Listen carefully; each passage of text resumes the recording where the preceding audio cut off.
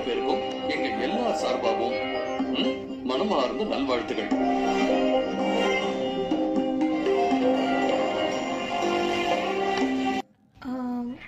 எதுக்கு எல்லாரும் கங்க்ராட் சொல்றாங்க? அது நீ இவ்வளவு தூரம் எக்ஸாம் எழுதிட்டு வந்திருக்காங்க, அதுதான் விஷ் பண்றாங்க.